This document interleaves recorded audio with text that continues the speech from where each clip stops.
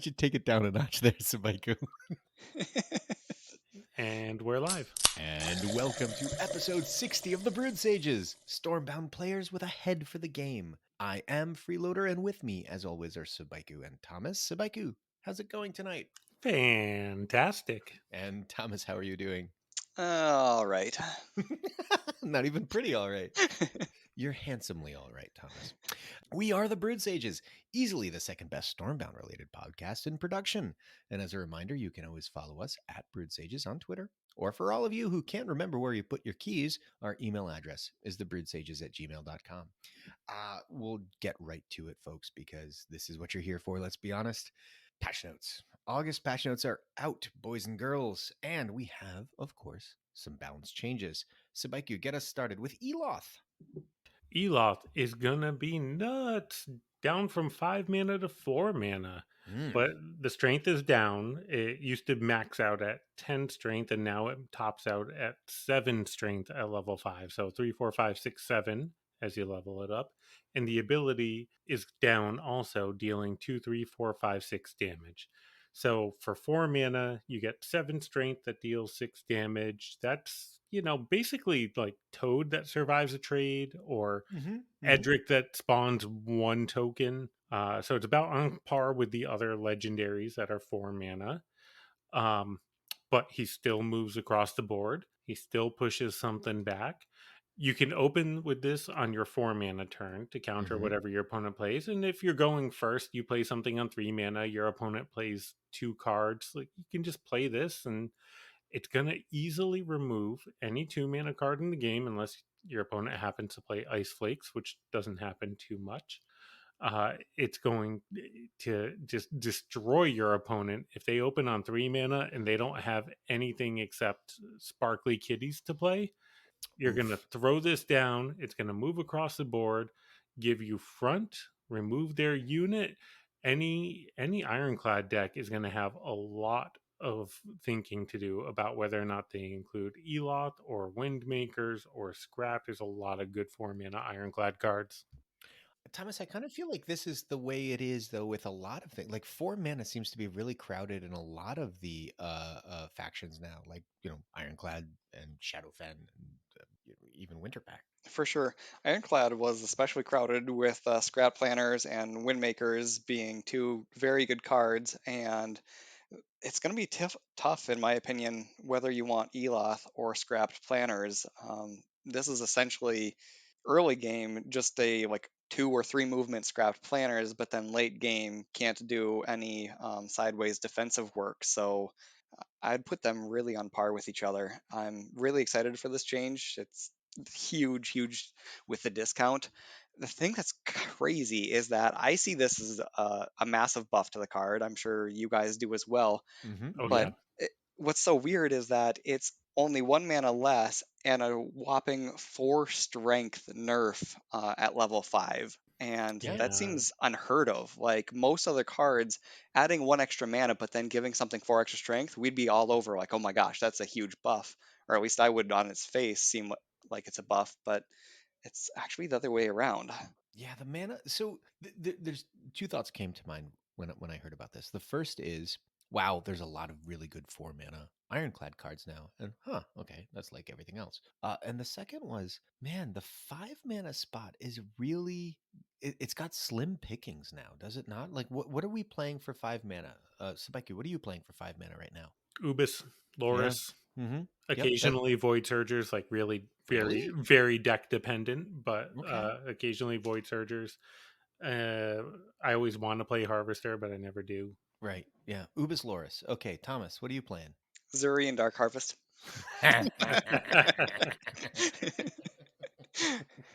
Nice. But yeah, no, otherwise it's basically those 2 cards for the neutral slots. Right? And as nice as some of the 5 mana cards are, I mean, Butcher's being a finisher in Shadowfen. Aside from that, like if you're playing a very very rushy Shadowfen deck, there's really like you just kind of skip over it. You're either playing a neutral 5 or you're not playing a 5 at all. question, if I am on the fence about playing Eloth or either of the other two fours, do either of you think the inclusion of Green Gale should sway you towards Eloth? I think it's a bonus, but it's not something you use to make your decision. Green Gale is just a standalone solid card, and you're either putting it in your deck or not. It doesn't necessarily dictate which 4 mana card I put in. I look at it as now, I think, if you're going to be playing a slightly slower or slightly more defensive deck, you're going to want Windmakers, because pushing 2 units can definitely be a little more positive for you there.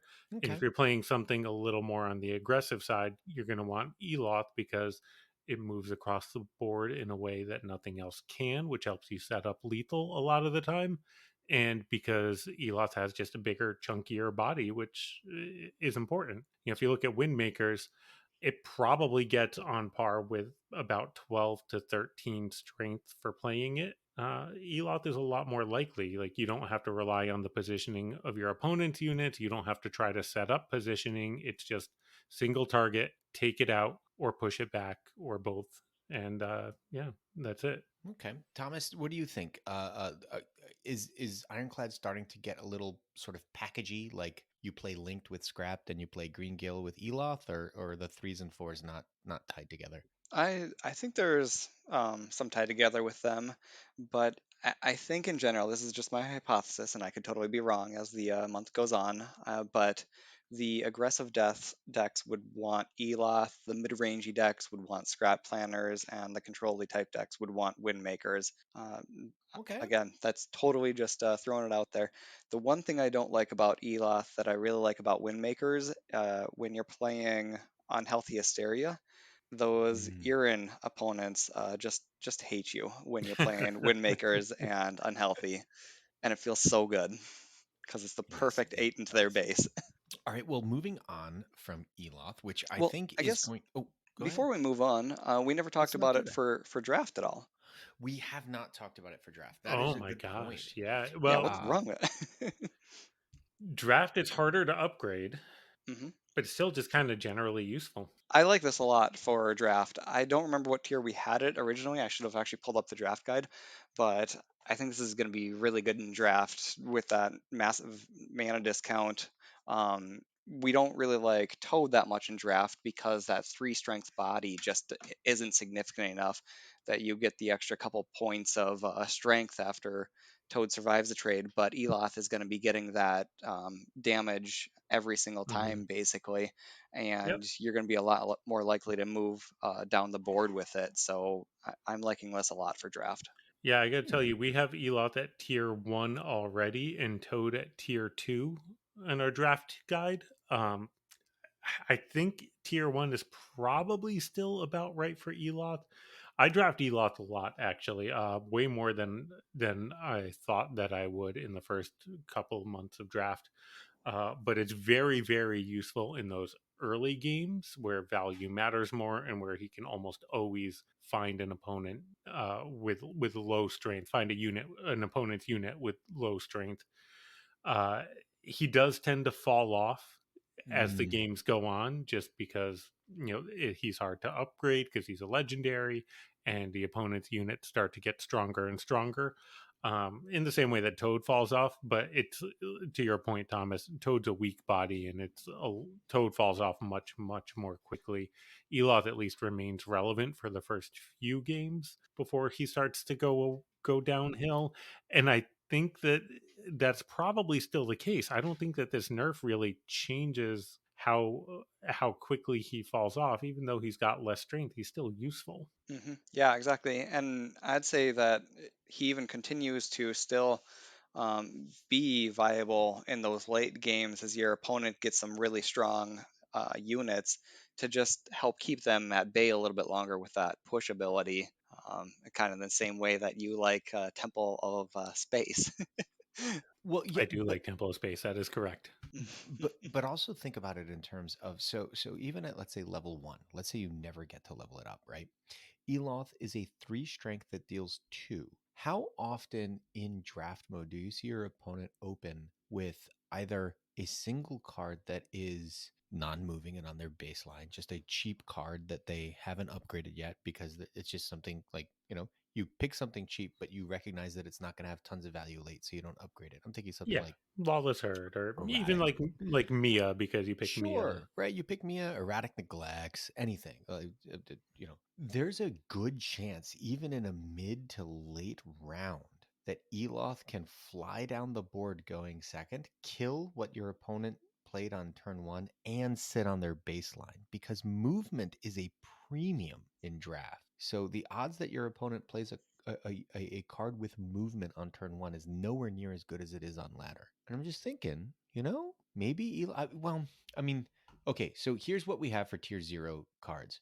Zuri, Broodmother Cordia, High Priestess Klaxi. Do we think a 4-mana Eloth that can open a game and potentially fly down the board and put 3 health on your opponent's baseline to pressure them, is that tier 0 with those 3? No. No, No. No. Okay. Yep. it's No. very good, but It's it's good. not tier 0. Yeah, No. No. it's good general utility. It's not turning the game in your favor. Okay, fair enough. Yep. Well, then from there, let's move on to a card that has been in the game since before Sabaiku and I joined, but I've never seen it played. Visions of the Grove. There is a bot for the CPU that you can play against that plays Visions of the Grove. It now costs 6 mana, down from 8. So a huge. I don't think we've ever seen a 2 mana drop. And Thomas, give me the rest of it. All right. It gets its movement back up from 0 to 1. Massive strength decrease, though, from 8, 10, 12, 15 to 18 down to 6, 7, 8, 9, 10. So at level 5, that's a whole 8 strength reduction. And then additionally, the ability is linearized, being the same across all levels, using 3 mana as the that breakpoint for sending damage across the board. Hmm. There's a lot going on with this. There's Yes, a lot I'm going gonna on. start with the last one first. I just love it that they standardized the damage to mana ratio. Like the fact that that changes as the card levels up just makes it so hard to play at lower levels. Like the fact that you can just say, okay, I know exactly what it's going to do, and sure, the strength gets bigger as I level it up, but at least the damage stays consistent. I appreciate that so much. Please do that with Ubis. 3 damage across the board. I don't care what it is, just linearize it. Yeah, that'd be great. So 1 damage. One down, no. Rip. No, this is I think this is going to be a little bit more play in ranked. It's still not going to be competitive because that reduction from 2 mana doing the damage to the 3 mana shooting ability, pinging ability, whatever you want to call it, is very significant. You have to have that would be 18 mana to do 4 damage, essentially a needle blast, and that gets really significant. So on your normal 9 mana turn, when you're casting Gift of the Wise, it's going to do the exact same amount of damage across the board. You do have movement, which is significant there, but I think overall, being used as a finisher, it's just not going to quite be there. Yeah, That's my opinion for I ranked. I don't want to discount the fact that it costs less mana and has movement, because in general, those are the two strongest things that Sheepyard can do to make the card playable True. without Yeah. without actually changing the ability. Um, but I don't know. It's no longer a card that you build around where it has to be the finisher, because it's not 8 mana. At 6 mana, is this something that you can just fit into a deck and get occasional chip damage with? Yeah, fair. That's Right, Maybe. because I agree with you. When the damage it does is less for your excess mana, it doesn't. It's not something that you can use to finish the game in the same way. But do you need it to? Is my question. Probably not. But also, it is only 66 mana to OTK with, which, I just want to point out isn't nothing. I've basically gotten there in draft before. But no, I think Sabaiku's right here. It's a 6 mana, so it's a 10-1, which used to be 5 mana, with Loris, for example. So it's a little pricey, but not by that much. The difference of like 4 to 5 is huge. The difference from 5 to 6 is less huge. It's still not nothing, but it's not huge. And Yeah, you'll see a lot of opponents playing a Lady Ram on 6 mana because that's just what they had to do for their 6 mana turn. It's not, sure, and this is 10 strength at level 5, right? yeah, Like the same as that's Rhyme. Yep. yeah, that's not nothing. And on top of that, it deals no damage. So so that is nothing. Sure, Um, but as the game progresses, if you are able to stall the game out, think of it this way: how much mana do you get from playing Gift of the Wise on 9? a You get lot. 6 We mana, get 6. That's 2 points of damage. which means Yeah. that you can now, no, it's not about the damage. It's now you can fit this in with a Siren or an Ulf or those Ooh, 9 mana cards that you're typically trying to play with Gift. ooh. Wait. Oh, I didn't think of that. Right, you can play Gift of the Wise, you can play Visions of the Grove, and yes, you get a 10-1, and it's okay, it's not great. Yeah, you get a couple of points of chip damage, it's not great, but you also have 9 mana left to play your big bomb or your ult or your siren, either for runner damage or clearing the board to stall the game out again, so that you can keep doing this over and over. Somebody's gonna have to remind me of this because I was of the impression that Visions of the Grove behave like Lady Rhyme does. It consumes the It does mana. not. It does No, it not. does not consume the mana. It just requires that you play it Oh, first in order to get the chip damage. that is awesome. Is that how much you have played it and played against it in your entire career? I have no idea what it does. Yeah. No, so normally I get my CPU opponent to like, all right, I've put lethal on your baseline, and then it plays Visions of the Grove for no damage, and then the game's over. That's how the CPU Typically, plays. the CPU likes to play Visions of the Grove last, so it doesn't matter how much So it mana doesn't they matter, had. right? Yeah. So no, I've never actually seen Visions of the Grove go off with damage before. I've seen it played by the CPU. That's all I know is that the CPU. Oh, it's that card the CPU plays. That's cool. It is a legitimately fun card to play, so I'm hoping it does get some play again because it was a lot of fun back when it had movement. Well, now it does again.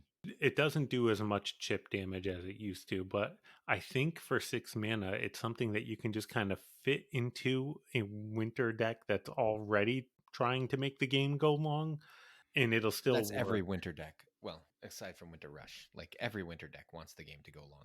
So this is now a viable option for winter. Yeah, and it's not like I don't know, like I'm not sure. But I have ideas that I could try to like slot it in there into Mm-hmm. as just kind of a generally useful card in the deck, Okay. but it's not something that I need to play in order to win. Are you playing this over Void Surgers ever? Yeah, absolutely. Void Huh. Chargers doesn't hit base. It does not. All right, well, let's move on from there. Sabaiku, we have Flaming Stream getting a little buff. What's going on? Flaming Stream down from 5 mana to 4 mana, and the ability deals one less point of damage at every level. So it'll go from 3 to 7 damage as you level it up. That's just kind of okay. I'm Is not it? No, like no, it's not. it's not good. I'm over. Let me don't overreact to what I said there, but it's okay. It's the sort of thing that if you are playing a slower, controlling ironclad deck, maybe one that's doing a lot of chip damage with uh, boomers and overchargers, like you could kind of slot this in instead of an execute or whatever, and it'll be maybe you get lucky and you can engineer a column of units. Maybe you get lucky and your opponent is playing Zuri. I was gonna say this now feels so much like a Zuri hate card. If all you're running into is Zuri Swarm decks, you slide this in. You take out Eloth, now at 4 mana, and you put in Flaming Stream so that you never lose to another Zuri deck.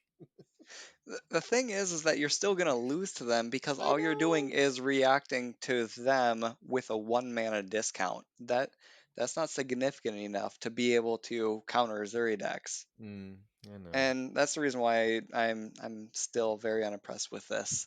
Because even if they would have kept it the same amount of damage, then this would have just been a slightly worse execution because you can't target structures. So for that trade-off of not being able to hit structures, you can get a second unit. Well, wait. I'm sorry, because we've had that other spell for a while now.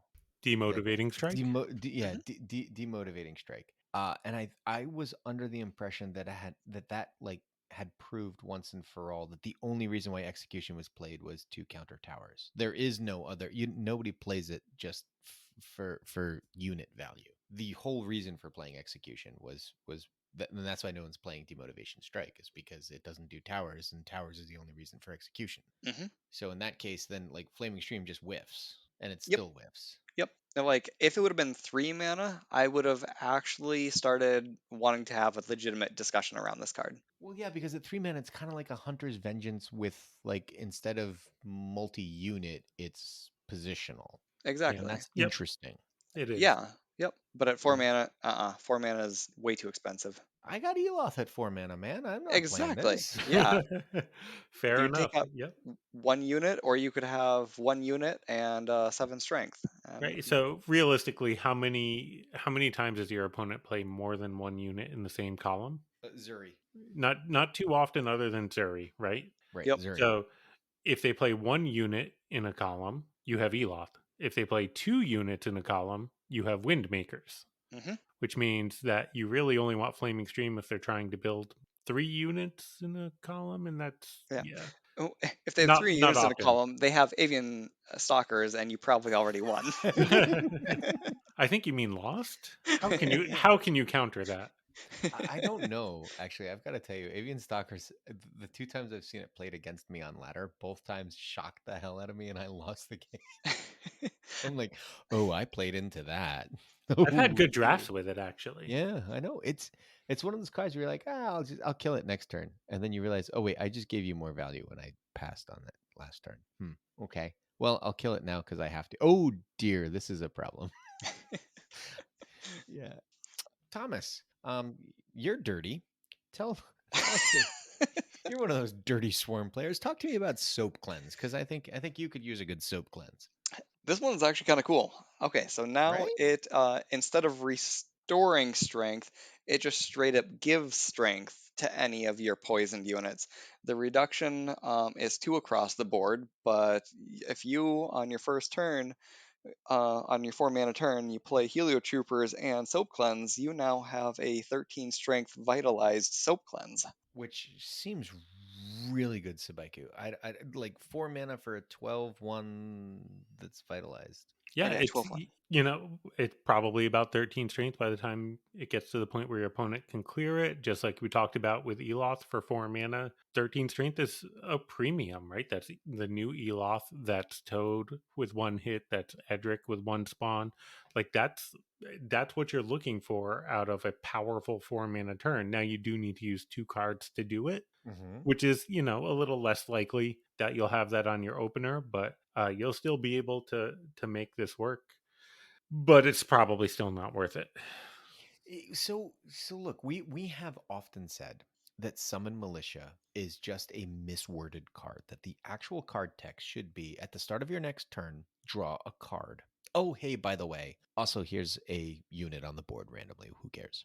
Because the reason why you play it is because for 1 mana you can cycle. Is Soap Cleanse now not quite as good as Summon Militia, but I getting closer? draft Soap Cleanse whenever I see it, unless there is obviously an extremely good rare that it's alongside. I Sure. almost always draft it. Just for that reason, just to be able to cycle. Yeah, because I'm going to leave it at level 1, and then I'm going to be able to get back to my level 4s and 5s faster. Hmm. Right, exactly. So is it not? I don't. It's better, right? It's easily better than it was. It is better than it was, although I really liked the restoring health mechanic just because it was unique, Sure. Yep. but it was also just really difficult to use. Like the use case for soap cleanse, still the ideal situation is the merging of poison and convert decks, where your opponent plays some units and you poison them and they get weaker, and then you convert them, and then you play Soap Cleanse to buff them up. Sure. And it's still, that style still just isn't quite good enough. It's just too hard to get poisoned units to stick on the board, and it's way too much mana to try to poison them and convert them and Soap Cleanse them all at once. Um, I guess I the only thing that's a good point calling that out. It would be interesting if in the future they created common Shadowfen cards that converted poisoned units, commons All specifically. all right, let's not jump the gun on that. I can hear the tea kettle is starting to get ready to boil over here. Let's just move on from that, buddy. All right, you'll have your chance on your soapbox, not your soap cleanse, your soapbox. Okay. Uh, Foreshadowing. All right, so moving on then from soap cleanse. Wait, hold on. Do we all agree it's still just kind of not something you generally play with? Correct. Yeah. Yep. Yeah, but it's still a tier one card in draft. Draft it, but don't upgrade it. Draft Is it that unless your rare pool includes Siege Breakers. oh, exactly? Mhm. Actually, I don't know if that we have it at tier one. Do we have it at tier one? I could see Soap Cleanse being a tier 2, and I'm fine with that as also. Is it tier two? I just don't want anybody to accidentally misjudge it, forgetting how we have the wording Yeah, it is tier called on two. tier 1. Yeah, it is. It is tier two.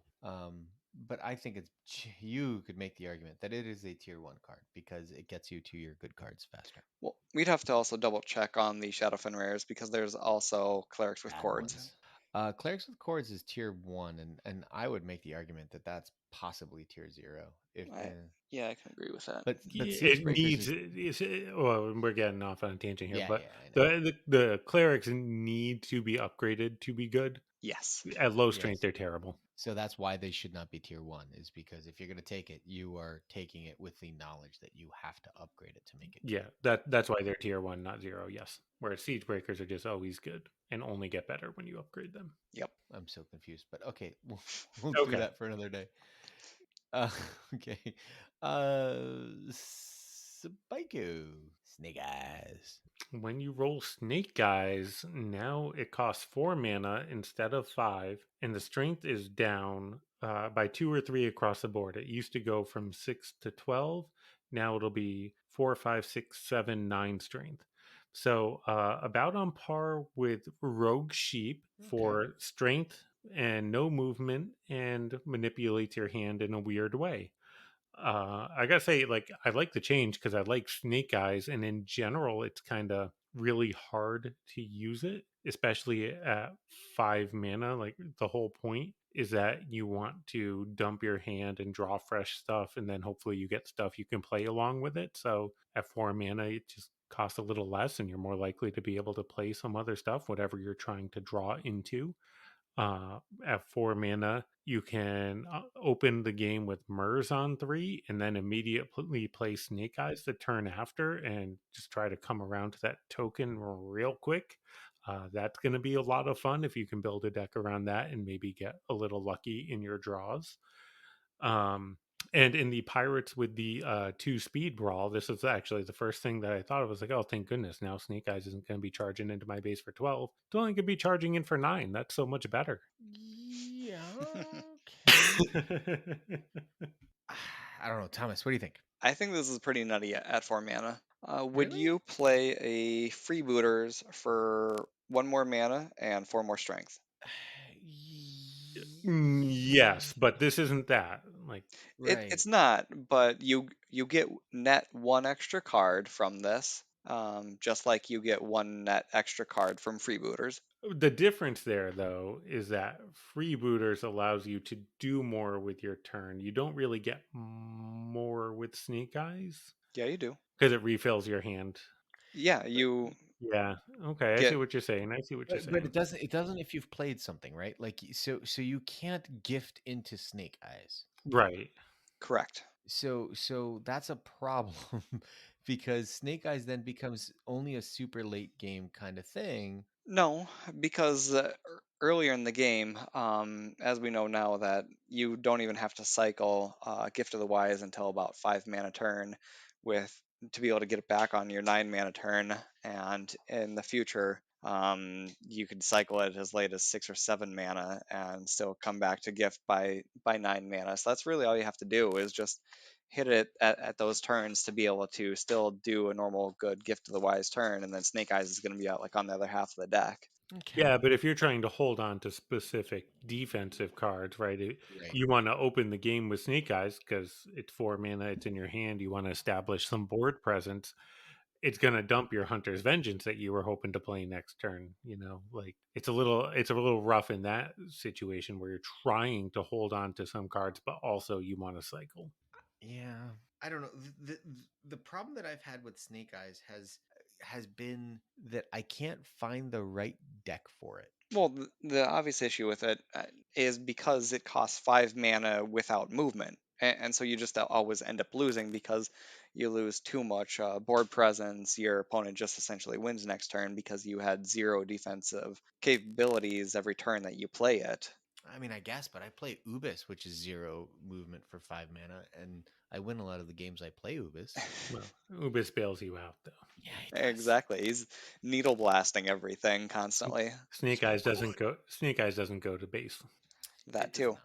But yeah, like freebooters has zero defensive capability, but the fact that its mana cost is so cheap, it doesn't matter. Yeah, and the fact that you're specifically trying to pair it in the same turn as mana acceleration, right?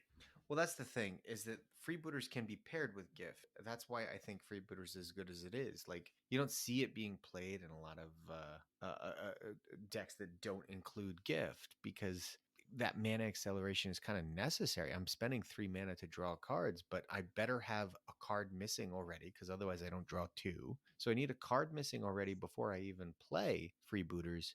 I need mana to get all that stuff out and then to have these cards be relevant, right? The cards that I'm about to draw are irrelevant if I don't have mana to play them. Snake Eyes is kind of in that same boat. Even at 4 mana, Right? Like I want to play Murs and then Snake Eyes and get to the token faster.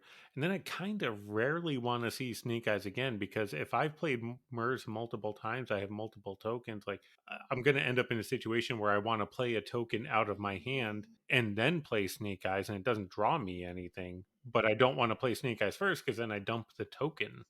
Well, so the nice thing is that now, being mana cost cheaper, you can still just play it as a 9 strength unit, which is perfectly fine if you can dump the rest of your hand normally on a standard turn anyway. You don't have to try and hypercycle through your deck. Once you've gotten enough tokens, those should be doing the work for you anyway. That's I true. That's guess. true. I guess. Yeah, Snake Eyes before at 5 mana, I mean 5/12 until recently, that was Fluffy. And Fluffy had movement at 5/12, right? Hmm. So anything 5/12 without movement was just kind of meh. Yeah. All right. Because yeah, I mean that is the trap with this card though, is that people just want that cool ability, they want that cool cycling effect, when in reality what they have in their hand is perfectly acceptable to play for the turn anyway. So you're saying, Mr. Akbar, that it's a trap? Yes. Okay. I'll give it a shot. I have to say, I always wanted Snake Eyes to exist in a deck, and now that it's 4 mana, there's just so little at 4 mana that's all that strong. That I would want to put in a deck anyway, right? Like I can't think of a 4 mana card I would ever want to put in a deck, which is Elof. So clearly, like this is going to be one of the cards that I try out. Yeah, my biggest issue with Snake Eyes at 4 is literally going to be what do I take out to try it out? Yeah, 'Cause Eloth is just obviously the most powerful of these cards. Like if you have that at level 5, you'll slot it into any ironclad deck and you'll be fine. Like we talked about, Thomas, you said you think if it's more aggressive decks where Windmakers is more controlly decks and Scrapped is more mid range, this is gonna Eloth could fit all of those if you have it leveled up. This is gonna need a deck specifically built around it, I think. Yep, which I'm excited to try out. A few months ago when they upgraded Gold Grubbers, I really tried that out with a Mers deck, and it wasn't quite there. Like Yep. it had legs, but it wasn't there, and I think Snake Eyes could definitely help out with that a little bit. Or even I'm wondering if Snake Eyes in the same deck as Rogue Sheep could be helpful. Uh, there's sometimes where Rogue Sheep just steals cards that you don't care about at all, and Snake Eyes can help. Oh, Snake Eyes just gets rid of them for you. Yeah, It's the toilet flush. Snake Eyes, exactly. for 4 mana, flush this toilet. You See what steal comes back 3 up. of their garbage cards, and you don't want to have to burn through your next 3 turns getting rid of that junk. So there you go. Oh, I like that. Okay. Well, along with the balance changes, we do have a pair of new cards. And we will talk first about Vavel. Vavel? Vavel? I'm not sure of the pronunciation. Vavel? Vavel? Vavel? Valve? Vavel. Vavel. Thomas, I'm going to let you start with this because my glass is empty. So what I'm going to do is I'm going to ask you about Vavel the Looper, which is a dragon ancient hero, which means that it is 3 unit types, and that's notable. I don't believe we've had a 3 unit type card in the game before, but I also want to point out that it's I don't know if you've noticed, Thomas, that this is a legendary. That part of it might not have uh, you know come up when you were thinking about this card. Brutal. All right. We've got a 3 mana unit going from 5 strength to 6, 7, 8, 9 as it increases its level. So at level 5, you've got a whole whopping 3 mana, 9 strength movement, but its ability is before moving, teleport to the first empty tile behind. So wherever you play it, it's going to first try to teleport to a empty spot in the same column behind it, and then it'll move forward for the turn. So if you play it on your first turn, on that first row, it can't obviously move backwards, so it'll just move up 1 for that turn, but then it's stuck there for the rest of the game. It's just going to keep teleporting to this the spot behind, move to the same spot, so you are essentially stuck with a slightly stronger fort of Epinrock, and overall as a card, I'm not happy with it. so, so what? Well, you're not happy with it for a specific reason, and we'll get there. Yeah, exactly. Well, no, there is multiple reasons, but obviously the specific reason being the legendary aspect. But I'm not even happy about it with its overall value as a card in general. And I didn't even get into it on the Discord today because I wanted to save it for the podcast tonight. When you Go take a ahead then. Yeah, when you take a look at like what this thing does, strength and everything like that, would you rather play a card that never ever moves for the rest of the game for 9 strength, or a card like Lost Psyches that for the same mana cost continues to move your front? This card will never move your front, and for a 2 strength reduction, Lost Psyches is going to continually move you.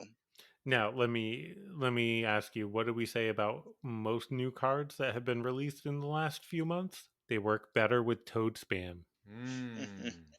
If you can play this and then block up behind it with some Rain of Frogs or Azure Hatcher, then it'll continue to advance your front, and that's definitely one way to get around it. You've got like a 15% chance of doing that, first of all. Well, in Never your tell me the early odds. Oh, yeah, true. in your early turns, you have a great chance of doing that. But I agree, like as if it actually moves down the board, it's very unlikely to continue to happen unless you engineer it. Additionally, another thing I really, really dislike about this card, again, beside the fact that it's legendary, is the fact that if your opponent is playing defensively on the row in front of their baseline row, that normal, that'd be, I Hmm. guess, D call or D row, where they're just trying to keep you from being able to send a runner in, Row Vavel. 4. Row 4. Yes, sorry, row 4, thank you. Vavel can never clear one of those units. This is Yep, true. yep. This is true. But so I was talking to Spiku about it.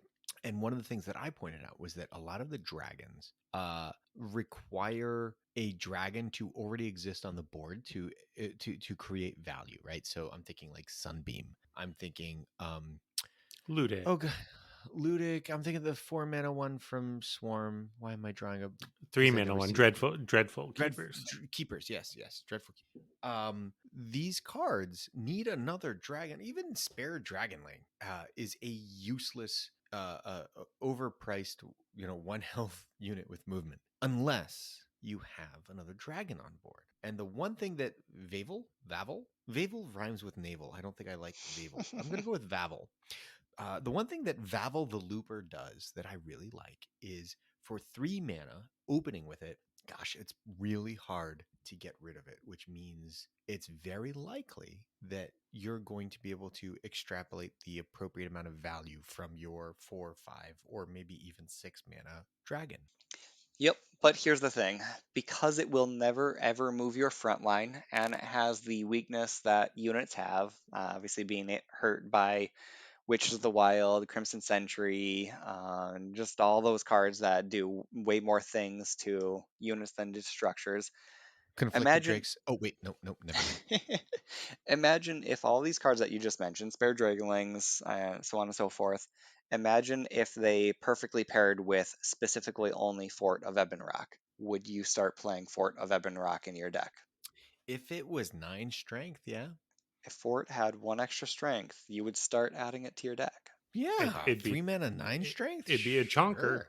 It'd be a Now chonker. the difference is fort stays where you put it, and this will move backwards. To your point, Thomas, you can never really play this aggressively, but if you're playing a defensive deck and you want to use this to just kind of clear up some room around your baseline, if you're playing a structure deck, right, like you can put this down and you can stick a true shot behind it and nobody's going to ever get to that true shot. It's going to be a challenge for sure. Well, I don't know. There's applications. they can because if you played this on that turn, it moves to your second row, and then you play True Shot behind it. This thing can't teleport backwards, so it's going to just move up for one and unprotect the True Shot. So Sure, Fort still but does do better. it will anchor the middle of the board for you. Like if they can't get to the true shot, then you've got the middle of the board and you've got room to operate and you can protect it in subsequent turns. If they get to the true shot, well, now you got a little bit of front there, and yeah, it'll teleport back, but there's probably a unit where the true shot used to be, so again it's gonna give you some room to operate and play defense. Your opponent never wants to kill it because it's got a ton of strength for the mana cost and because it's Right. never really a threat.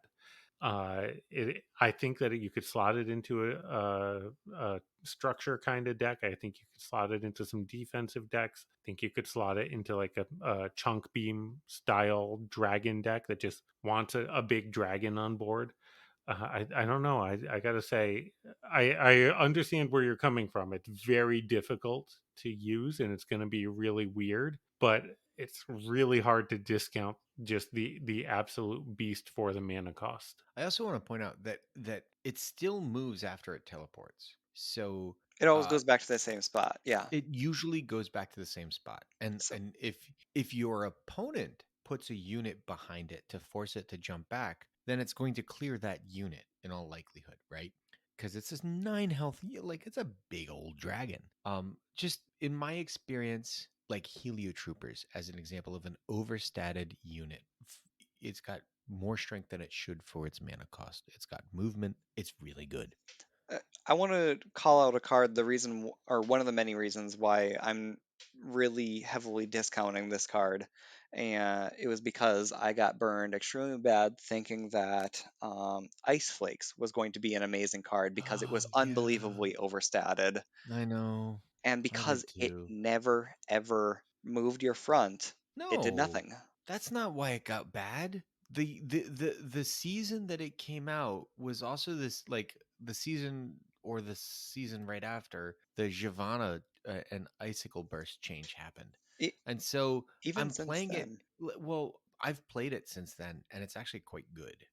The problem was when it first came out, everybody was playing Giovanna, and it was like 2 mana, 8 strength, and then your opponent's like, "Thanks, I'll take 4 mana," and you were like, "Oh, that sucked." mhm. It's Like, and unfortunately, Shyvana is still highly prevalent in the meta, so you just can't really play it. Like you can't even try it because it feels like 40% of my games are against Shyvana decks. Like Well, that's because it's a Wolf lot. Cloaks is really super strong right now, right? So like everyone's playing Wolf Cloaks because they like to win, and if you're going to play a Wolf Cloaks rush deck, then you should be playing Giovanna in it, which means playing Icicle or Ice Flakes is just really not great right now.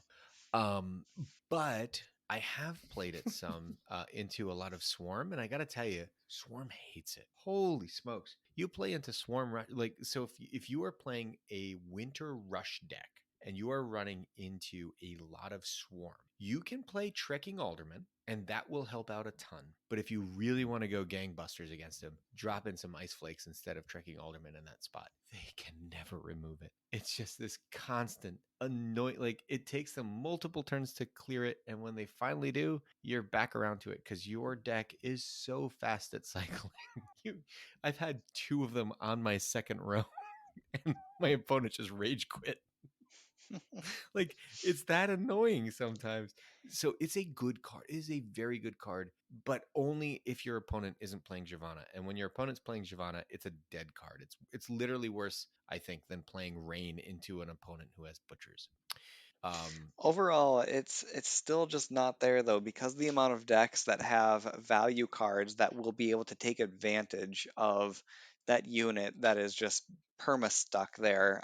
Again, when I was talking about Crimson and Witches, but like even then in Swarm, you've got Dark Harvest, and sure. I Yeah. can't remember anything else off the top of my head. I know there's other things though. And then Ironclad has like the Windmaker type cards, and so you're not going to get the value out of these units when they're really just stuck there forever. I mean, Spiko, he's But not wrong. your ironclad opponent can't ozone Hysteria, not without damaging it first. See? Has to be Windmaker's Hysteria. And then Windmaker's gonna leave it at 2 strength. Who cares about that? Yeah, that's fair. But they could just run the Windmakers into the base at that point.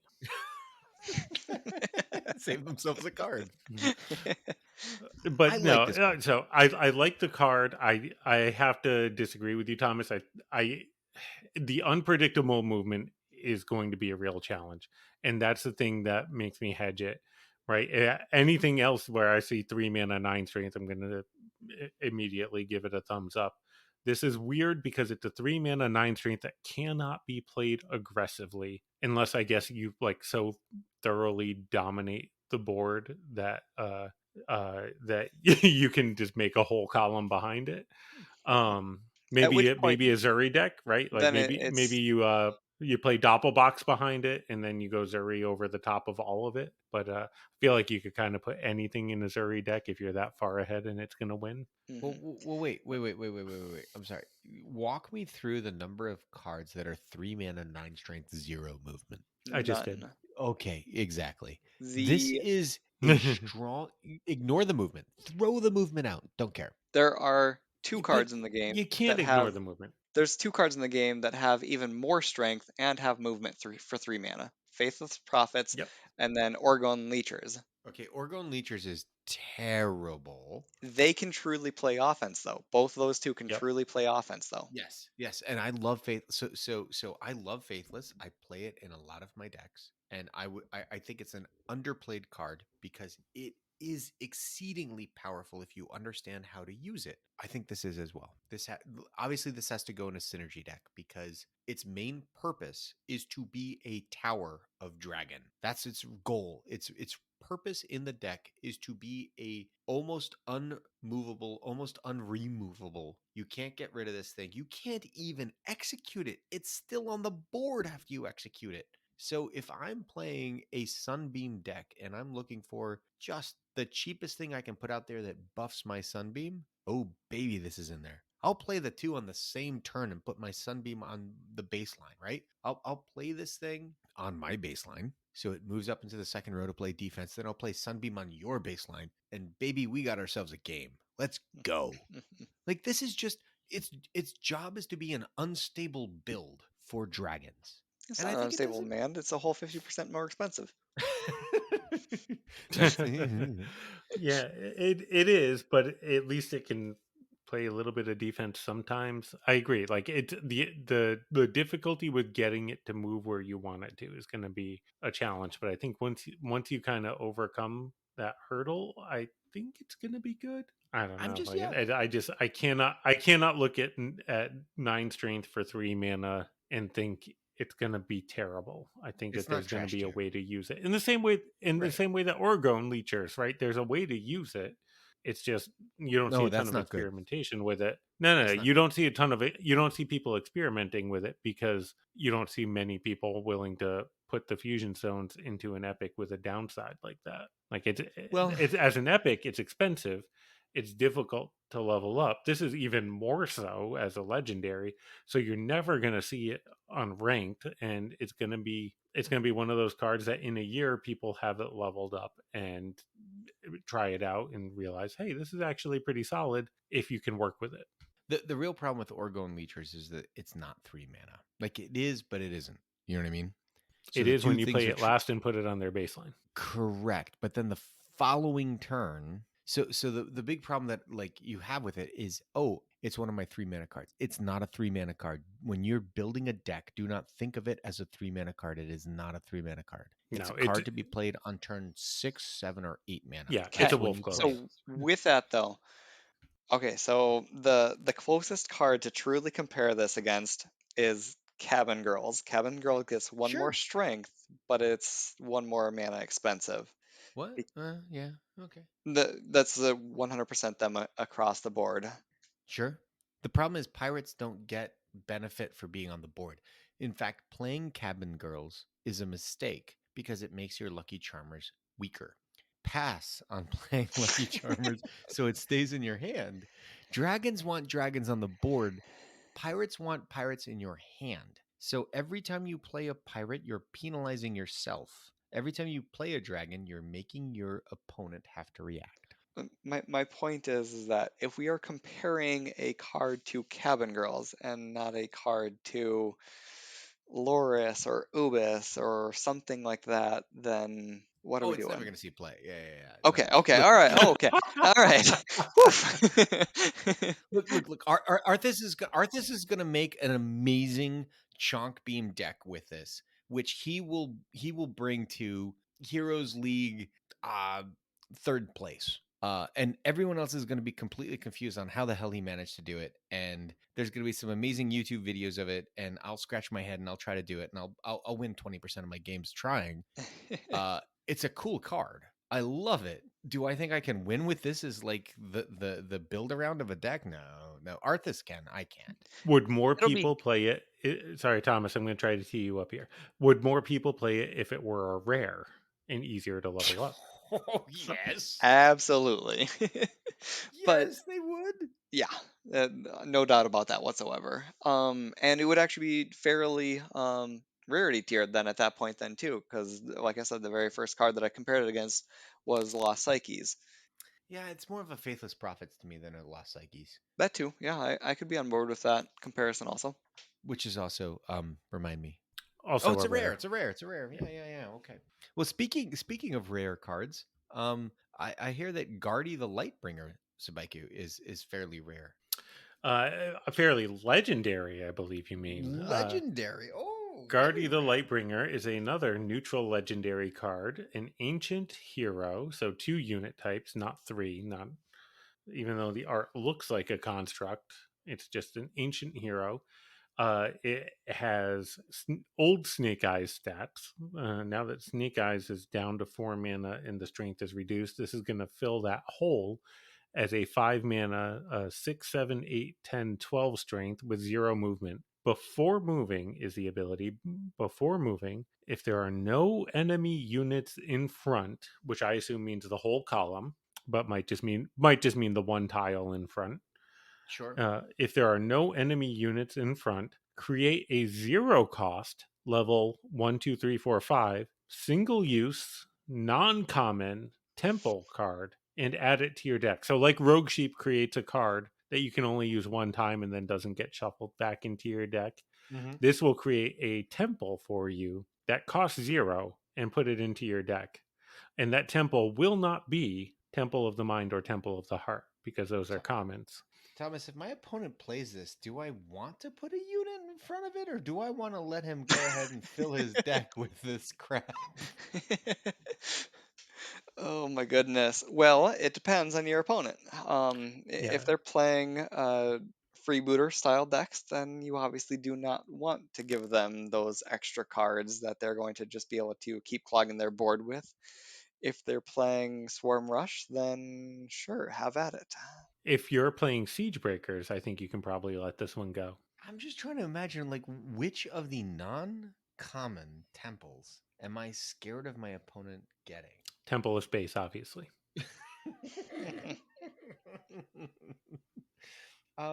Okay. Like, Well, look, now here's another question though, right? Like realistically, we we have fun poking a little bit at the temples because a lot of them are not very good. correct. But how many of them would be good if they cost 0 mana? Absolutely, yeah. That is a huge, huge difference. When you're putting, heck, even a 0 mana Fort of Ebon Rock, I would totally play that in my deck. Right? 0 mana Temple of Time. You could find a way to use that, I'm sure. 0 mana Temple of Space. You can move some units around, especially if the copy that comes back to your hand also costs 0 mana. Ooh, I would have fun with that. 0 mana Temple of Focus, pretty good. Hmm. Okay. No, no, you're selling me on the 0 mana part. The problem, I'm not there on the temple part. It's 0 mana strength on the board. Think of it that way. Okay. Right? You don't really care about the ability. You're putting something that costs 0 and has 6, 7, 8 strength on the board. Like that's not insignificant. Exactly, yeah. And it's not like you're going to be able to otherwise dump your hand anyway. You'll probably get that zero strength or that 0 mana on around 8 mana, 9 mana, and most decks cannot just dump their hand at that mana cost anyway, so it Yeah. gives you a little bit. No deck that is able to play a 5 mana 12 strength with no movement can dump their hand at that point in the Well, game. Yes. that's where I'm looking at with this, right? I'm thinking about MERS, right? And I'm thinking about how hot and cold MERS can be. MERS can be amazing with a 0 mana 10 strength 1 movement unit. That makes up for the huge tempo loss at the beginning of the game. But when that doesn't show up until mana 8 or 9, right? Because you low rolled the way it shuffled, the game's over and it feels bad. And that's a unit that's a 10-1. It has movement, it trades. 10 strength is more than I think any of the temples have. Correct. Mhm. Uh, so I only had to pay 3 for MERS. MERS had no movement. Now, granted, this is 5 for a lot more strength. Yeah. And it can continuously generate temples if your opponent never plays units. Gosh, I would never put a unit in front. I would let you get every temple possible. Just like, there you go. 2 temples of time and a temple of whatever. I don't care. Good luck. Temples of Like life all day long. all day long. Like, I don't know. I just like I'm trying to imagine the best case scenario for this, right? The best case scenario, I play this on my baseline, my opponent never does anything, and my deck is full of temples. That's not a best case scenario. Yeah. That's like I, if But this look, terrible. when the temples cost 0 mana, you can come back to Guardy more quickly, and then you can get more temples. I do love the name, by the way. Temple Guardians and Guardy Temple. Like, that's fun. Mhm. That's great. So this Maybe card needed movement. The fact that it doesn't have movement means that it's literally never going to see any play in ranked Never. or in draft, because you were using MERS as the comparison, but Harvester of Souls is a closer, being at the 5 mana slot. Yep. sure If that Harvester could moves. have harvested structures, but even then, I would rather have that anyway to be able to harvest True Shot. Yeah. If this had Harvester stats, if this had new Snake Eye stats, right? Like 4 mana, 9 strength, 0 movement, so you could just play it at the start of the game, and it would actually be more likely to get temples into your deck. Which Okay. I'm assuming you want that. Look, I'm putting this in a deck with Hearth guards. That's what I want to say. Hmm. Because the Absolutely. Yes. zero mana building says please play Hearth guards. Yep. Well, Which yeah. that is threatening. The fact that for 6 mana can do 14 damage is a big deal. But you're going to be so far behind because you played a 12 strength with 0 movement that Hmm. Yeah, that's the it's Yep. problem. probably not going to work out too well for you. Yeah, But exactly. on top of that, your opponent doesn't actually like the benefit. So this is a 5-12 with 0 movement. Theoretically, it should be a 5-10 with 1 movement, right? Like that's harvesters and Yeah. stuff. But Yeah. we made it a 5-12 with 0 movement because you're getting this benefit, and this benefit is a 0 mana temple. We'll table for the current discussion whether or not a 0 mana temple is actually worth much. But even if it's not, my opponent, unlike with harvesters or something, doesn't need to kill it to stop it from doing its thing. They just need to throw toad spam in front of it, right? Anything in front of it, and now it doesn't do its thing. I would very highly assume that this is specifically the cell. Yeah, I think so. Right. It's the tile in front of it, not the column in front of it. So let's assume it's a tile in front of it. So even if this had movement, like harvesters, 10-1, you can't use it to attack because then you don't get the ability to trigger unless you're specifically attacking sideways. But that's like, yeah, that's fair. No, that's fair. But I don't Unless know. like this is literally clearing the only opponent's unit off of the board so that next turn you can then move and get a temple. You're never reliably getting that temple to your into your deck. You're never getting a reliable temple. Like if you're gunning for a specific temple, like your best you got is what, a 1 in 4 to get it. Like I don't know, man. Yeah.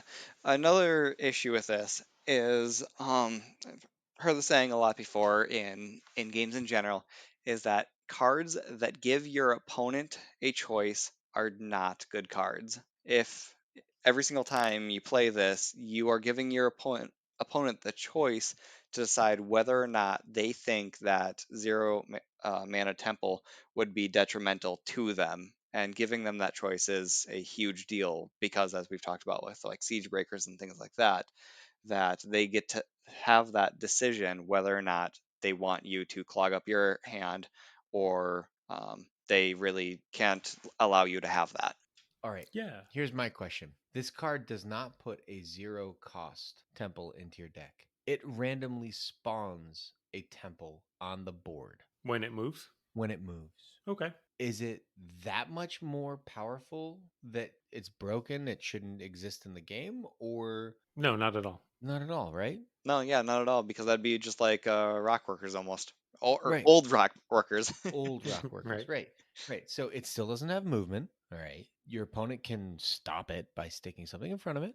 Okay. But if they don't, it just randomly spawns a what? I don't know. But let's find out. Sounds kind of fun. And then it doesn't interrupt your cycle. Because, like, the one thing that I'm worried about with this is that if I try to play with it, I'm going to interrupt my cycle. And I'm going to interrupt my cycle for what? Well, in theory, you've built a deck that relies on having a 0 cost temple in it. Oh, dear. I'm in trouble.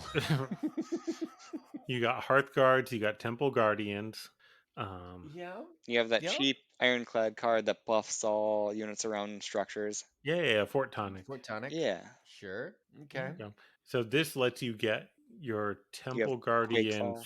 fourth Fort Tonic combo Cheaper. faster, right? You need to have that Temple Guardian's Fort Tonic with a 0 mana temple because otherwise it's just unreliable. Right, it's too expensive. Let's be honest. I'll try it just for the meme, just so that I can show the Temple Guardian Fort Tonic combo. But I don't know, man. Now, I would you draft it? no. Oh, Nope. okay. The temples No, in they're at level terrible. 1 are absolutely terrible, Yeah, they're all trashed here. and especially Temple Space. Except for Temple of Space, is what you said.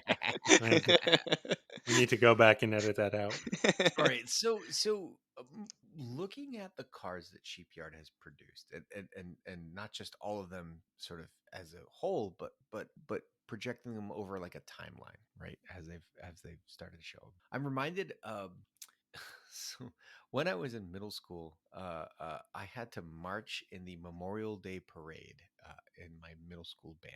And every year I was in middle school, I did it. So all 4 years, and all 4 years, the speech at the end of it, at the Veterans Memorial Cemetery in town was given by the same person. And he opened every single one of those 4 speeches, and I imagine more than the 4 that I was at, with the same thing. He's like, I just want the audience to know that I'm operating under this rule that as soon as the kids lose focus in what I'm saying, I know I've talked too long. And I just, for whatever reason, it was funny the first year. And then at the second year, I'm like, ha ha ha, it's the same joke as last year. And then, but it stuck with me for whatever reason that, like, if you're giving a speech and the younger people in the audience have lost focus, yes, the older people are still paying attention to you, but only because they're being polite. You've really pushed past.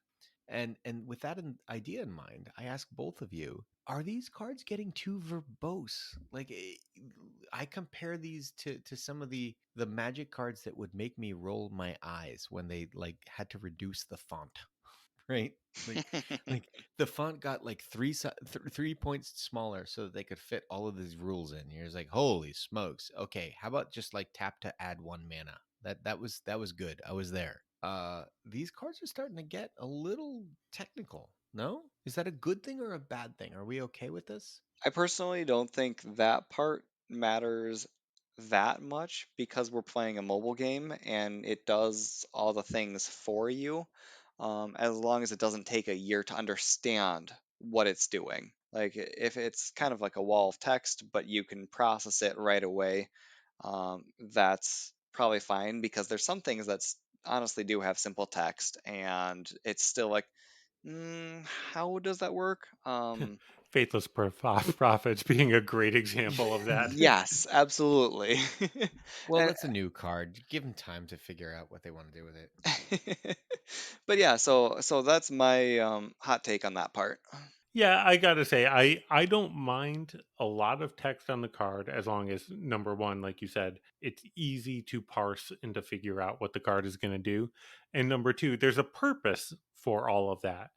I'm assuming, freeloader, that you're really specifically talking about the text on Guardy here before moving. Okay, I got that part. If there are no enemy units in front, why create a zero cost temple? Okay, single use, sure, I get that. Non-common, why? And add it to your deck. Okay, like it's a lot to take in. Most of it, at least, there's a reason for it. And why are there parts that don't have a reason where the limitation seems unnecessary? That's my Yeah, only I'm I'm caveat. I'm I'm also Yes, looking at the latest card that's been introduced to the game this month. It's Awakening of the Will is Awakening of the Will. it's a paragraph. It's a lot to work through. It that's right. is. Yeah, one more comment from mine is that it would be that the card is easy to remember. So like if something has a wall of text, but it's easy to remember. Awakening, honestly, once you understand it, it's extremely easy to remember. But something like um, well, Guardy is going to be take forever to remember specifically all those rules, and not zero. Crap, there was one more that I had in the top of my mind Quick that Fall of the Skies is another yes, one. There's just like, wow, that's a lot of text, and we need to like single out certain types of structures for it, and I don't know. It just it feels like Agile Warriors is another one that's we're getting very complicated with the rules, which is fine. Like at the end of the day, people can do whatever they want, and it's just that as they start to cut the situations where a card can provide value and the kinds of opponent cards on board that can be affected by that value, cards start becoming less and less functional, right? Like at the end, like, oh, in this situation, this doesn't do anything. Oh, that's a temple. I can't use Awakening of the Quick Fall of the Skies and or whatever. less unique. Another one, the one that I was originally thinking of was Orgone Leechers. It Sure. has all the things that it does. Oh yeah, and it also freezes the opponent's unit. right. Like I Like, why? forgot about that. Yeah. yeah, one hundred You percent. don't, because it doesn't need to do it. Because it And doesn't need to do it. it's not the main thrust of the card. So pare it down so that it just does the thing that it's supposed to do. Yep. Yeah, Yeah.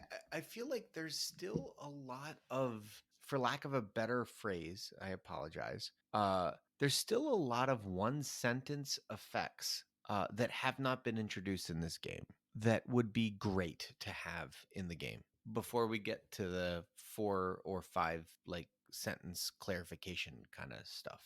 Yeah, and I will say, at least the one thing that I do like is the brawls where you get to play the new cards for free, at least really help you understand how the card works and how to use it. So even if the text is complicated, you get to work with it for at least a few games and Yes. understand how to play it and in what situations it is limited. I'm only we're recording this on Thursday. I have been trying the Awakening of the Will Brawl, where Awakening is 0 mana. Uh, I'm only a few games in, and I have seen already at least half of my opponents just misplay it, like play it when there's nothing on board that's viable. So at least like they're learning from it, and it doesn't cost any mana, and it's I don't know, like a It might sandbox cost some environment a little gold. bit. It might cost some Yeah. gold if they're not learning it during their free games. That's Right. true, Yeah. but that makes them remember it. That's right. When Exactly. there's a penalty, you learn. When there's pain, you know. Um, yeah, no, I'm not a like on face value, I'm not opposed to the game getting more complicated. I feel like the game already is fairly complex, and that's part of the reason why I love it, is because it's a more complicated digital card game than most. And I like that part of it. The board is so cool. And the movement aspect of it is so neat and unique. I love that part. It's but I feel like that space itself has not been fully explored to the point where we're like, all right, well, now let's start to differentiate between unit types and structure types. We're gonna have cards that only target certain kinds of structures. It's like, well, really? Because are we there yet? But at the same time, why not? I guess. Speaking of the Brawl Subaiku, there will be 2 new Brawl modifiers this coming month so that you can try out these 2 new legendaries and figure out exactly how to misplay them like I will. But on top of that, Thomas, we're actually getting a new Brawl. Talk to me about this new Brawl. All right, focus energy. So in this one, all units benefit from additional movement. So Ooh. if everything, it's basically as if everything had a temple of focus behind them. So ancients do get to trigger an additional time when they move. I'm still not playing Guardy. Wow, I What, have you don't two want free units two? now. What are you talking? Temple of Time, and I got Temple of Space. There are Woo! gonna be some nutty cards like Bounded Daemons can get pretty ridiculous pretty fast. Right? So excited for that one. Big sisters with the double buff. Oof. Yeah, that'll be good too. But yeah, so for when the next 2 cards come out, each one will get this focused energy brawl mode. And you'll obviously, just like with everything else, you'll get that 0 mana level 1 card in your deck, unless you've got it leveled up. So Vavel will come out on August 18th, and Guardy will be August 25th. Okay. Uh, Along with that, there has been this promise of a Heroes League update to improve matchmaking. That has not happened yet. Look for it in mid-August. We're hoping that that improves the queue times a little bit, which overall seem to be getting a little slower. But I can't tell if that's just my personal perception or not. Definitely Um, feels like it. Yeah. yeah. Thomas, I'm going to give you this opportunity to talk about something that both Subeku, and I know you are a little concerned with, which is the sort of, for lack of a better term, imbalance of rarity in the game right now. Commons are not common. Rares are more common than commons. And then we're still adding a lot of high rarity stuff, right? We got Reckless Rushers this current month, and then coming up we have now only 2 new cards, and both of them being legendary. You do a lot more analysis than either Subeku or I do in this field, so this is your area of expertise within the Brood Sages. Please take this moment to talk to us about what's going on. Yeah, so I'm honestly not sure what's going on. Because in this year of 2022, through the end of August, we'll have had 4 commons released this year, 1 rare, so that portion is normal, 8 epics, What? and 4 legendaries. We've had as many legendaries released this year as we've had commons, and 2 times the amount of epics as we've had commons this year. When you Yeah, that's sum not that up, great. that's not great. Additionally, that's 7,000 fusion stones worth of cards this year. Well, now I don't feel bad about not having all those maxed out. Yeah, Yeah. Okay. That's it's So, yeah, that's quite the expense. yeah, it's absurd.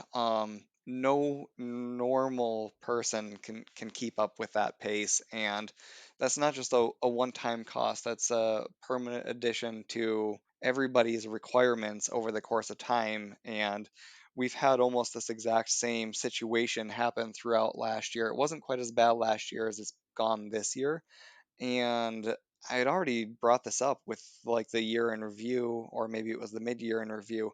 But if this continues to keep up, anybody that starts this game in 2024 or anything like that, they'll just straight up see the requirements in order to get a decent collection and be like, I don't want to invest the next 5, 6 years. And that's obviously assuming that the pace slows down at that point in time. hmm. Yeah, you're right. If this continues with, and last year wasn't quite so bad. I don't have the stats in front of me, so I might just be only remembering the good stuff. But I remember a lot of rares last year, although still quite the healthy amount of epics. This year we've had, to your point, 4 new legendaries, and those I appreciate them being in the game and all, especially Gray, which is one of my favorite cards to play with. But it really doesn't feel like the new ones coming up next month need to be legendaries. Like those could have been rare and epic, and nobody would have batted an eye. Well, what is so at this point, looking at a lot of the rares that have been introduced to the game, for example, versus epics versus legendaries, what defines a legendary card in the game right now? Why is something legendary versus epic? Well, you say right now, I got to tell you, I couldn't tell you why anything was legendary to begin with. Um, I the originally I felt like legendary cards when they were played for their value were sort of game tilting. They if you could play Toad and get good value out of it, you're likely winning that. If you could play Lady Rhyme, you were, and not lose the game as soon as you hit end turn, you were likely winning that game. If you had a good value Zuri turn, holy smokes, but I feel like less and less that's the case. Like for a lot of these legendaries, I don't know if you get a decent gray turn, have you won the game? No, you put yourself in a better position for sure, but it does not Sure. necessarily win you the game. And it's not even like a swing turn, because that, like, to No. me, that would have been like the swing turns, like not even like necessarily win you the game, but like those swing turns where you're like going from that losing position to finally stabilized. But there were just otherwise good general cards that could do that, that weren't legendary, like Hunter's Vengeance. But in general, that was generally reserved for legendaries. And that would make sense to me, because like when we're playing draft, like that's cool to have like your one or like your 2 legendaries in the deck, and those do feel like those swingy turns. Not so with these new cards. Yeah. A lot of these new legendaries, not just the two from this month, but a lot of the ones that we've seen lately have been, Not I mean, not lately. weak. I pulled the stats, if you want to run through them, since July Sure, of go ahead. 2020. So, Yep. since July of 2020, when Sheepyard took over, we have had 9 commons released into the game, in the past. Yeah, I guess that'd be exactly 2 full years. So, 9 commons, 15 rares, Oof. 11 epics, and 7 legendaries. And that's including these 2 legendaries, right? Correct. Okay. So legendaries are almost as common as commons. Yes. Epics are more common than commons, and rares are more common than commons. Well, Almost twice as in the Yes. game right now, rares are actually just flat out more common than commons. Yeah, they are by far dominant. yeah, there are more rares in the card pool than common, yeah, which is a little disconcerting. Now, I will argue for at least vanilla commons being pretty limited. There's a I like reason that. why, right? Like you can only have so many combinations of movement and strength for each mana cost Yep. But before you, before you get to unplayability, right? yeah, but there could, because there's so many voids, you could have about an extra 20 commons in the game that are flat out vanillas. So you're advocating for like a void surge? A void. Sorry, I couldn't help it. I You're just it was there. I but had to. like all right, I understand what you're saying there. Like let's take like a relatively high mana slot though, like the 6 mana slot. On one end you have an 18-0 seasick bouncers, right? You could go all the way down to basically in a six mana equivalent of Ethereal Eternals, where it's got 3 movement and like I don't know 7 strength or whatever. Hmm. And Yeah, I exactly. wouldn't play it, but it would be fine to like have in the pool. and then maybe somebody somewhere would play it, so it's okay. Like as you level up your way through silver and gold, like maybe you get a bunch of copies of it. You're like, okay, I'll try it out because it's more leveled than my other cards. Exactly. Well, and there's times where a lot of those vanillas are perfectly acceptable to play during draft. I've actually ended up losing a lot of games against seasick bouncers because that holy moly, that's just a lot of stats on a card in draft. Sure, So, Agreed. and I mean, something like Salty Outcasts, I certainly played for quite a bit before my collection was fully developed because hmm.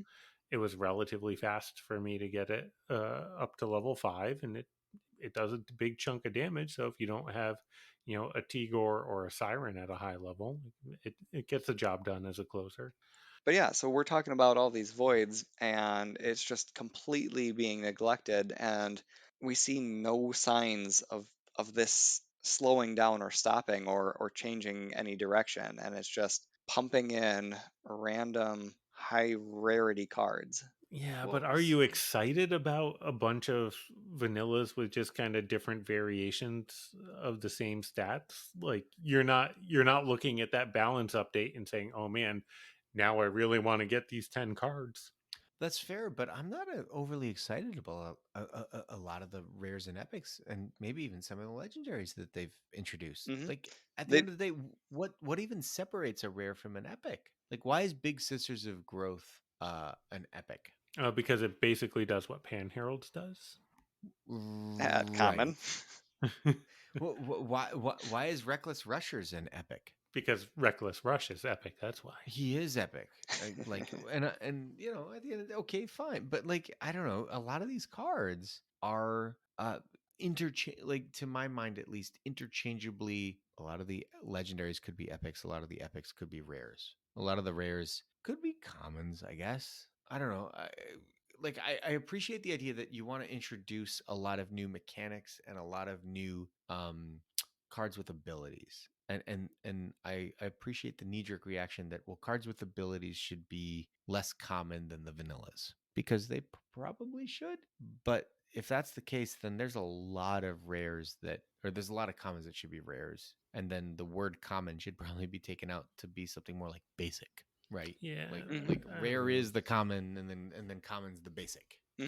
And look, not to get all capitalist here, but I certainly understand wanting to put cards of higher rarity in the game to encourage people to spend more, to give people something to strive for, to keep them playing.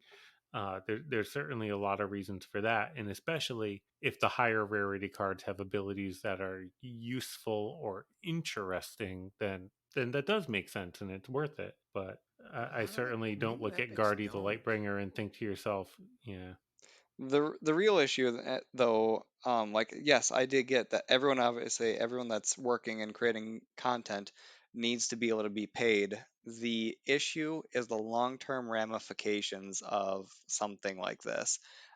If someone like myself and probably you guys literally cannot keep up with this kind of pace, and we couldn't even if we're doing the normal premium pass, then that mean and we're already basically at the end game, then that means basically nobody else can, and it's going to really, really quickly put a halt on the influx of new players coming into that game into the game because, like I said, it's when somebody quick or realizes just the amount of work that it's going to take to get to that end game, they just abandon ship, because the earlier that someone makes that decision, or before someone has invested too much time, they are more likely to abandon ship earlier because they haven't invested the time. And this is 100% where my concern is coming from, and why I wanted to speak my opinion on this. Yeah, no, Yeah. I appreciate it. I gotta tell you, I don't think that introducing a bunch of commons without abilities really helps that though. Like No. That's fair. all that does is just make somebody look at the overall collection and say, "Oh, I have 350 cards to level up. I'm just never going to get there." And, they don't last past the first week. So that doesn't help anything either. I really like it when every card has a purpose. That's But when hard to every do card though, right? fills a unique slot, and That's really hard to do. it is, but it's something to certainly strive for. And that's why I can't say that I mind, even when a legendary comes out with a ability that is maybe not the most useful, and I'm not speaking about any particular legendary that creates zero cost temples. At least I appreciate that they're adding something new and unique into the game, and maybe I'll be able to find a situation for it down the road. Um, Maybe I'll take it as a personal deck building challenge to use it, but But it Well, doesn't. okay, But it doesn't have to be legendary. exactly, because I was just going to continue that train. So it's like, all right, so if people aren't going to be excited about commons, and they do want the legendaries, when legendaries and epics become the norm, people quit being interested in them. So instead of the influx of two new legendaries instantly, why wasn't it, or why isn't it going forward, one legendary and one common, or one rare, or two commons, or something like that? Like, sure, it but can even still something be. like Timber Alchemist, right? Like Timber Alchemist is an epic, but its effect at the end of the day is similar to Sharp Fist, right? Based on something that's going on the board, get a giant buff. Okay, why is Sharp Fist Ogre a rare versus Timber Alchemist an epic? I don't know. They feel similar to me. Like one's got a very different mana cost than the other, okay, but like their effect at the end of the day is pretty similar to each other. One I've got more control over than the other, which I guess is nice, but would I consider that more of an epic card then because of it? No, definitely not. Yeah, it's. I got an idea. Mm-hmm. We're gonna be. I'm gonna say this right now. Throw maybe this might throw you guys for a loop, but this could be kind of fun. Do it. Over Do it. the next 3 months, I am not going to look at the balance changes before our podcast, and you guys read off the card to me without telling me the rarity, and Oh my I gosh. guess what rarity that card is. Love it. I love this. Oh my gosh, this is going to be fantastic. Could we at least send you the ability of the card ahead of time so No, that you no, can? no, no, no. We give him nothing. No, he's Nothing. got to be able to talk about the new cards, though. I've got news for you, Spaiku. I don't think Thomas is actually checking out much before he reads the show notes anyway. It's true.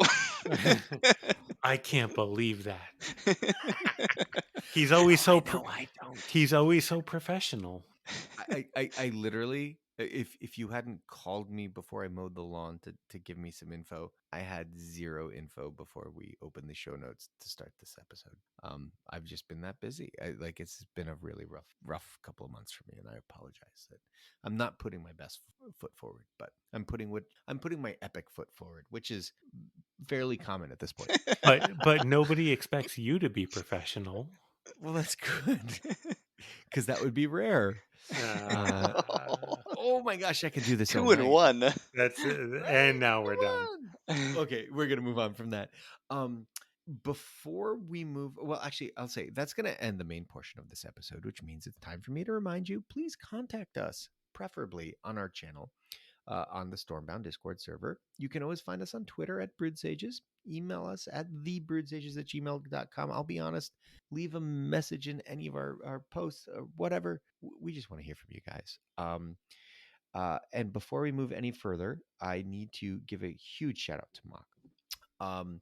He is working on something quite epic. And Thomas, you haven't gotten to be part of it yet because you were away on vacation when he showed us what he was working on. Sabaiku and I had a call with him. And the takeaway from that call was this is actually really interesting. It would make for a wonderful episode of the Brood Sages. So we want to invite Mock to come on, Thomas, and show us what he's got going on and sort of debate and discuss it in real time rather than trying to prep and help him and edit his document that he's working on. I don't want to give too much information away, not only because I don't want to let our listeners know what's going on, but also because I don't want to give Thomas too much of an idea because the knee-jerk reactions I think are what make it very interesting. So we are going to do an episode. We're going to make it a commitment. We're making an episode in August with Mock.